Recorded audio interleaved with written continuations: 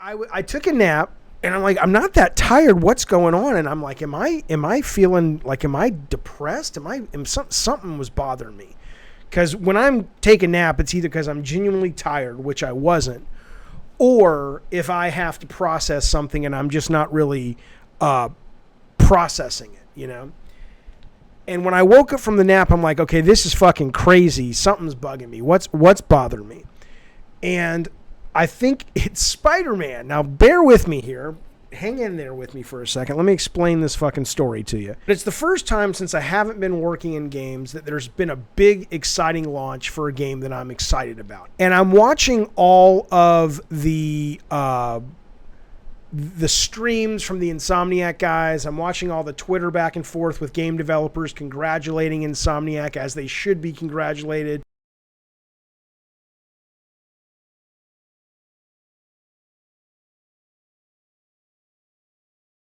I'm watching the team who made the game talk about, oh my God, we were at the office late last night for the launch and we had dinner together. All those kind of memories come rushing back of what it means to work in the industry.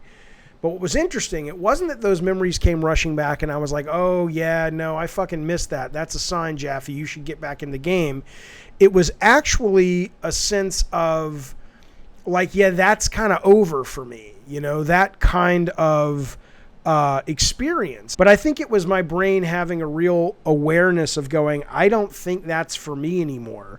And I had to process that, and it was kind of depressing. It was kind of like, not that that's not for me anymore was depressing, but having that awareness of like, oh, what comes with no longer doing that work is saying goodbye to those kinds of experiences. And so, yeah, I was kind of depressed today. It took me, it took me a while to get the energy to sit down and plan out the stream because I had to take a nap. I really did. I had to take a nap and sort of sleep through that sadness and go, what is this that's fucking bothering me?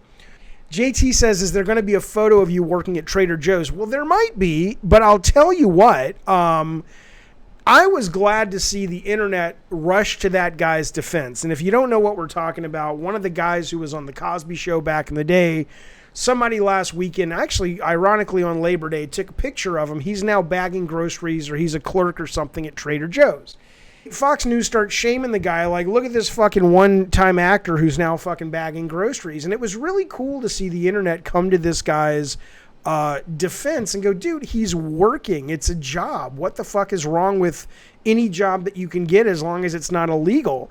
And I thought that was pretty good. So while I have no plans or intention or desire to work at the Trader Joe's, the only way I'd want to work at the Trader Joe's is if they let me hide the pirate. Now that sounds like a euphemism and I'm being downright filthy. But if you don't know, if you shop at Trader Joe's, they hide a toy every day in different places. And my kids used to love to go into Trader Joe's because if you could find where the pirate was, and at one location it was a pirate, at another location it was a pony. If you could find out where this goddamn toy was, the kids got a lollipop. And that's, if Trader Joe said, Jaffe, come on in, sir, we'll let you hide the pirate, then I'd say great.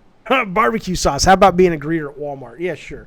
What's up, motherfuckers? Welcome to Walmart. Welcome to the business that's destroying the very heart of America. Come on in and buy some shit. Black Phantom, how are you, Black Phantom? What made me want to stop making games? Well, I mean, I don't know if I officially want to stop, but in the long run, but what's made me want to stop making them right now?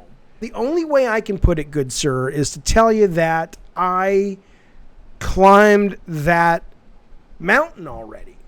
I just did. I climbed it in all kinds of ways. Small games, big games, failures, big hits, award-winning games, spoke at conferences, had teams that were wonderful to work with, but we weren't worth a good goddamn, teams that were impossible to work with, but we were fucking amazing. I did a lot.